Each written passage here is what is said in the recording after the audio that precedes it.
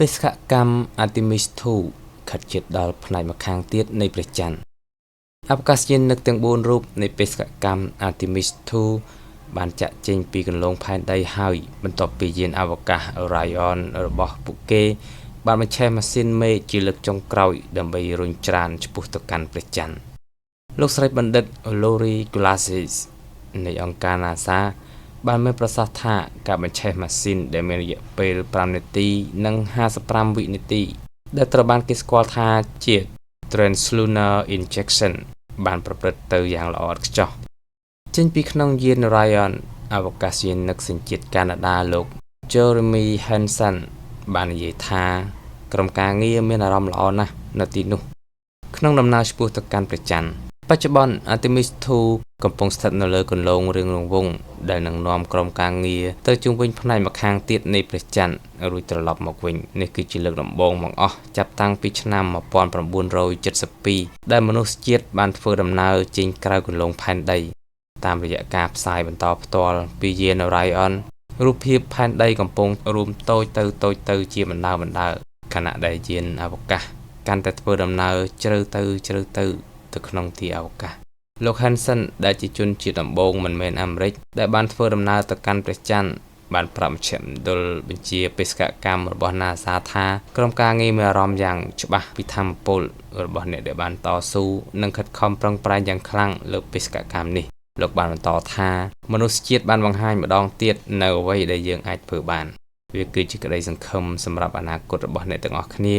ដែលកំពុងនាំយើងធ្វើដំណើរជុំវិញព្រះច័ន្ទនៅពេលនេះបន្ទាប់ពីចំណាយពេលប្រហែល1ថ្ងៃនៅក្នុងគន្លងផែនដីកម្រិតខ្ពស់ដើម្បីពិនិត្យមើលប្រព័ន្ធម៉ាស៊ីនការរុករកនិងប្រព័ន្ធទ្រទ្រង់ជីវិតរបស់យាន Orion រួចរាល់ការអនុម័តចុងក្រោយត្រូវបានផ្ដល់ឲ្យហើយការបញ្ឆេះម៉ាស៊ីនក៏បានចាប់ផ្ដើមដែលជាជំហានដ៏ធំចុងក្រោយឆ្ពោះទៅកាន់ព្រះច័ន្ទម៉ាស៊ីនមេតែមួយគត់នៃម៉ូដុលសេវាកម្មបានបញ្ឆេះរុញច្រានយ៉ាងខ្លាំងក្លាដែលបន្ថែមល្បឿនរាប់ពាន់គីឡូម៉ែត្រក្នុង1ម៉ោងទៅឲ្យយាន Orionការបញ្ឆេះនេះបានរុញច្រានយានអវកាសឲ្យធ្វើដំណើរទៅកាន់តែឆ្ងាយបំផុតពីផែនដីជាងពេលណាទាំងអស់គឺលើសពី7600គីឡូម៉ែត្រពីព្រះច័ន្ទមុនពេលទំនេរផែនដីទាញពួកគេត្រឡប់មកវិញ NASA បានប្រមាណថាចម្ងាយនេះអាចនឹងបំបែកកំណត់ត្រាដែលបង្កើតឡើងដោយ Apollo 13ក្នុងឆ្នាំ1970អាស្រ័យលើព័ត៌មានលម្អិតនៃពេលវេលានិងគន្លងហោះហើរទោះជាយ៉ាងណាក៏ដោយ TLI មិនមែនជាចំណុចដែលមិនអាចត្រឡប់ក្រោយបានឡើយប្រសិនបើមានអ្វីខុសប្រក្រតីកើតឡើងអ្នកបញ្ជាអាចធ្វើការបត់ត្រឡប់ក្រោយក្នុងលំហអាកាសដើម្បីនាំក្រុមអវកាសយានិកមកផែនដីវិញភ្លាមក្នុងរយៈពេល36ម៉ោងដំបូង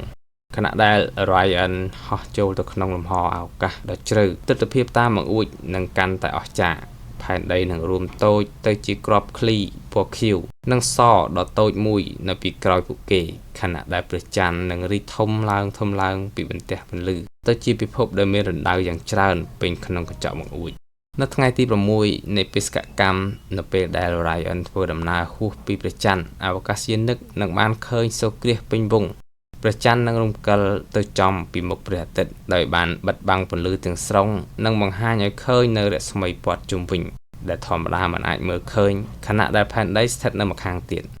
ពាក្យបច្ចេកទេសអវកាសមានច្រើនណាស់ហើយ TLI គឺជាពាក្យចុងក្រោយដែលមនុស្សជាច្រើនកំពុងតាមដានបេសកកម្មនេះបានស្គាល់សង្ឃឹមថាវាត្រូវបានគេចងចាំថាជាការរុញច្រានដ៏អស្ចារ្យដែលនាំមនុស្សជាតិឲ្យខិតជិតការដើរលើព្រះច័ន្ទម្ដងទៀត